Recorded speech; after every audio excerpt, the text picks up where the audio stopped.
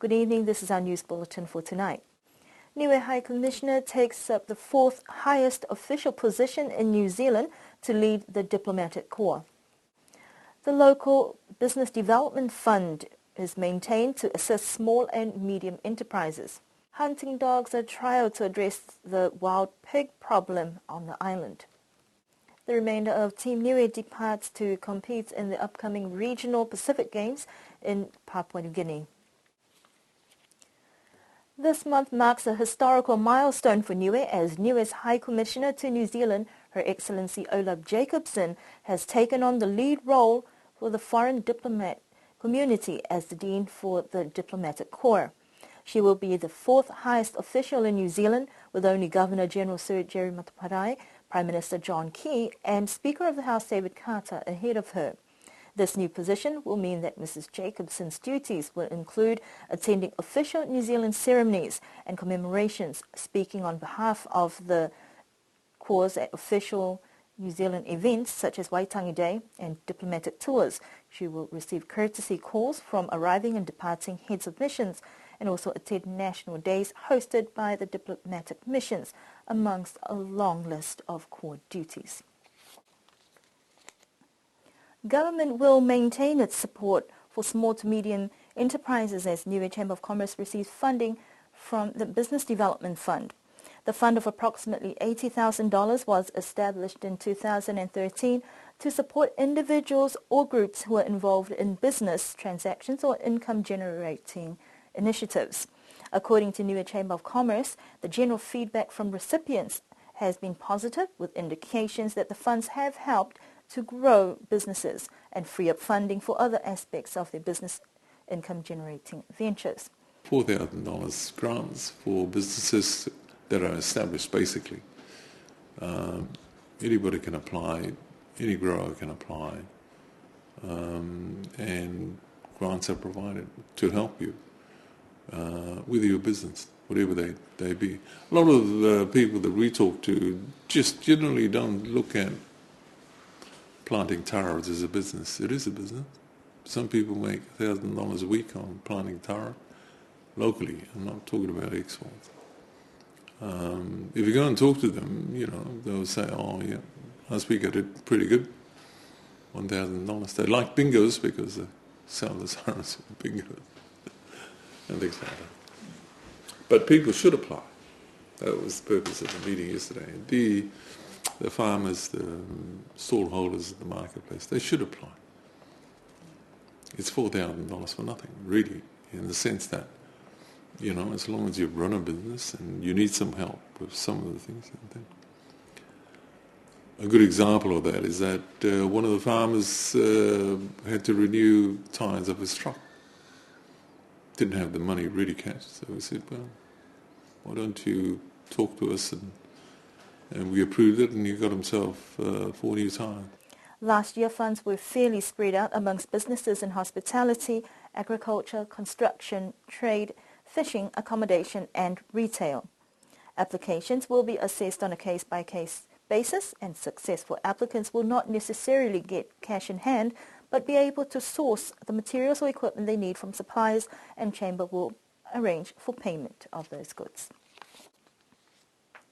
The feral pig problem on the island has prompted the Department of Agriculture and the Environment Department to get some assistance from a professional pig hunter from New Zealand. Glenn Osborne arrived last week with 2 pig hunting dogs purposely trained to track wild pigs. These dogs have been fitted with GPS trackers to monitor the movement as they pursue the pigs. The Feral Pig Project has undertaken several methods to deal with the wild pig problems, such as steel cages, toxin boxes, snares, and using hunting dogs is one of them. To some viewers, the following images in the story may be disturbing. I've arrived with my dogs to see if it's going to work with this method of hunting.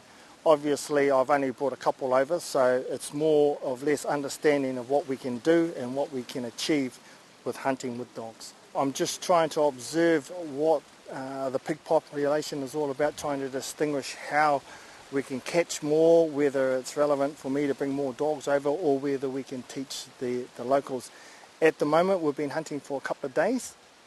We've caught one good boar this morning, But whether we've got to find out really how we can exercise and get the right type of dog for this type of area. Back home we do a lot of contract hunting, and we've already established methods of way of doing that, but we have to try and work out something to try and eradicate the pig population here. The project team has been out on the field and have indicated that they were happy with a successful catch on Thursday, where they managed to catch a massive black boar, but unfortunately one of the dogs died due to heat exhaustion and chasing the wild pig.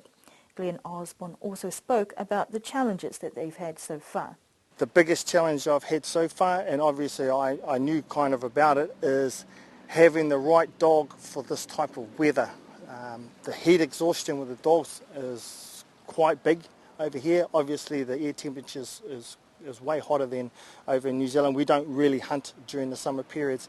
So that's one, definitely heat. The second one is probably the type of ground in which you hunt on. A lot of coral cuts up the dog's feet. And two, there's probably, the third one is probably just adopting the right methods to catching these types of pigs and finding where they are. Obviously people say that they're in this area, we go there, but they're not. So it's finding what they like best, the area they like best to live in, and we're kind of establishing a bit of a method that they love being around the plantations, and that's probably the first basis of where we can find them. Mr. Osborne also noted that the feral pigs on Niue appear to be very cunning. Project managers say that the main goal at the moment is to observe the feral pig population, behaviours and potential areas that they normally inhabit.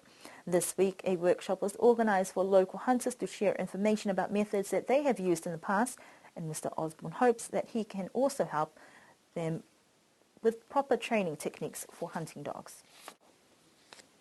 Niue is one of 24 countries in the region who are set to compete in the Pacific Games hosted by Papua New Guinea.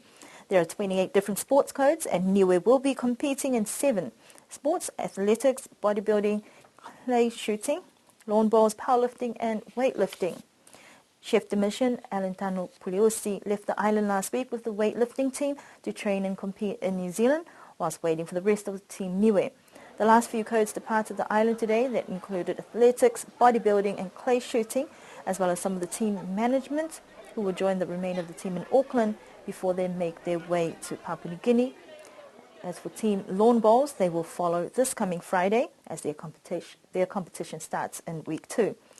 Team Niue are set to depart for Papua New Guinea on Thursday, on transit in Brisbane, and then straight through to Papua New Guinea, where the games opening will be held on Saturday, the 4th of July, and competition will run for 2 weeks. That concludes our news bulletin for this evening. We do hope that you can join us again for our next news bulletin on Thursday.